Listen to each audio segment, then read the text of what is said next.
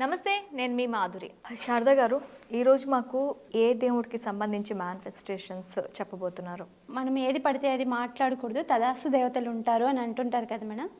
ఈ తదాస్తు దేవతలు అంటే ఏంటి, ఎందుకు ఉంటారు, మనం ఎందుకు పాజిటివ్ని మాట్లాడాలి అని మనం అబెండెన్స్ చేసేటప్పుడు కానీ మనీ మేనిఫెస్టేషన్ చేసేటప్పుడు కానీ అనుకుంటుంటాం కదా, ఎప్పుడు పాజిటివ్ థింకింగే ఉండాలి, నెగిటివ్ మాట్లాడకూడదు, నెగిటివ్ మాట్లాడితే కనుక నెగిటివ్ జరుగుతుంది, పాజిటివ్ థింకింగ్లోనే వెళ్ళాలి అని మనీ మేనిఫెస్టేషన్కి మనం చెప్పుకుంటున్నాం.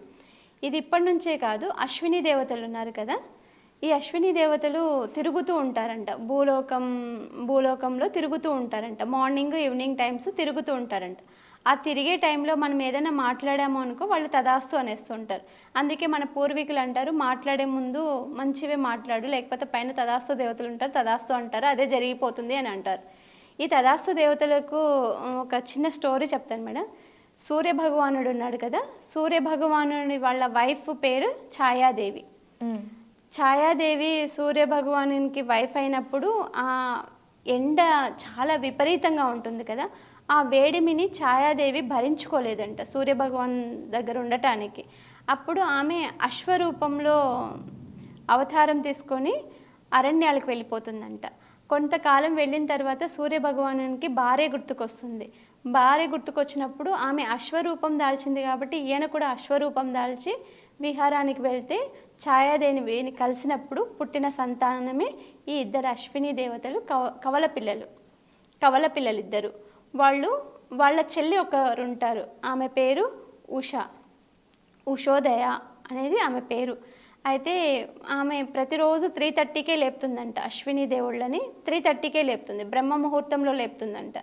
లేపి రథం వేసుకొని అశ్విని దేవతలు ఛాయాదేవి ఇద్దరూ వస్తారంట. తూర్పు భాగం నుంచి పడమరకి, పడమర భాగం నుంచి తూర్పుకు వాళ్ళు తిరుగుతూ ఉంటారంట. మార్నింగ్ బ్రహ్మ ముహూర్తంలో 5:45 సన్ రైజ్ అవ్వకముందే వాళ్ళు తూర్పు వైపుకు వెళ్తారు ఉషోదయాన్ని తీసుకొని. కిరణాలని మనం ఉషోదయాలని అంటాం కదా, ఆమెనే అశ్విని దేవతల వాళ్ళ చెల్లె ఉషోదయం. ఉషోదయానికి అయ్యే ముందు వాళ్ళు వస్తూ ఉంటారు, భూలోకానికి వస్తూ తూర్పు వైపుకు వెళ్తుంటారు. మళ్ళీ ఈవినింగ్ కూడా వాళ్ళు అదే టయానికి వెనక్కి వెళ్తూ ఉంటారు. ఆ టైంలో మనం ఏదైనా చెడు మాట్లాడితే చెడే జరుగుతుంది, మంచి మాట్లాడితే మంచి జరుగుతుంది. వాళ్ళు చాలా మంచి వ్యక్తులంట. వీళ్ళిద్దరూ కవలలు చాలా మంచి, అశ్విని దేవతలు చాలా మంచి వాళ్ళు. వాళ్ళ నేచర్ ఎలాంటిదంటే ఎవరు ఏది అడిగితే, ఎవరు ఏది చెప్తే తదాస్తు తదాస్తు తదాస్తు అని చెప్పడమే తెలుసంట. అలా మంచి వైద్యులు కూడా.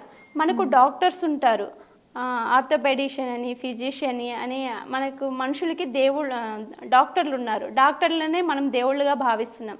అలా దేవుళ్ళకు కూడా డాక్టర్ ఉన్నారు. ఆ డాక్టర్లే అశ్విని దేవతలు. ఈ అశ్విని దేవతలు ఆయుర్వేదంలో నిష్ఠులుగా ఉంటారంట. సూర్య భగవానులు వాళ్ళకి ఆయుర్వేదంలో నిష్ఠానిష్ఠులుగా తయారు చేస్తుంటారు. వాళ్ళ పుత్రులు ఇద్దరు కూడా డాక్టర్లుగా ఉంటుంటారు. ఎవరికి? దేవతలకు. ఏవైనా వాళ్ళకు కూడా సమస్యలు ఉంటాయి కదా, ఆ సమస్యలను పరిష్కరించడం కానీ, వాళ్ళకి ఏవైనా బాధలు ఉన్నా కూడా తీర్చడానికి ఈ అశ్విని దేవతలు డాక్టర్లుగా ఉంటారు. అందుకే ఎవరికైనా ఆరోగ్యం బాగాలేదు అనుకోండి, అశ్విని దేవతల పూజించండి. మీకు ఏవైనా వరాలు కావాలన్నా కూడా అశ్విని దేవతలను పూజించండి. ఎందుకు వాళ్ళని అంటారంటే, వాళ్ళు తిరిగే ముహూర్తం అనేది బ్రహ్మ ముహూర్తం లాగా ఉంటుంది. మార్నింగ్ ఈవినింగ్ సూర్యోదయానికి ముందు 4:45 నుంచి 6 లోపు వాళ్ళు వెళ్ళిపోతూ ఉంటారు. మార్నింగ్ కూడా అంతే, సూర్యోదయానికి ముందు వస్తుంటారు. 24 minutes మాత్రమే వాళ్ళు విహరిస్తారంట. 12 నిమిషాలు రావటానికి, 12 నిమిషాలు వెళ్ళటానికి జరుగుతుంది. ఆ టైంలో అందరూ శుభ్రంగా ఉండండి, దీపాలు పెట్టుకోండి, మంచి మాటలు మాట్లాడండి, లేకపోతే అశ్విని దేవతలు తిరుగుతారు, తతాస్తు అనేస్తారు అని పెద్దవాళ్ళు మనకు చెప్తూ ఉంటారు. ఎవరికైనా హెల్త్ ప్రాబ్లమ్స్ బాగా ఉన్నాయి అనుకోండి, వాళ్ళు ఈ స్పీచ్ వర్డ్ చెప్పుకోండి, అశ్విని అశ్విని అశ్విని అశ్విని అనుకుంటూ ఉండండి. మీ హెల్త్ ఎలాంటివైనా కూడా, ప్రాబ్లమ్స్ ఏవైనా కూడా తొందరగా హీల్ అవుతుంది. Okay ma'am, thank you very much.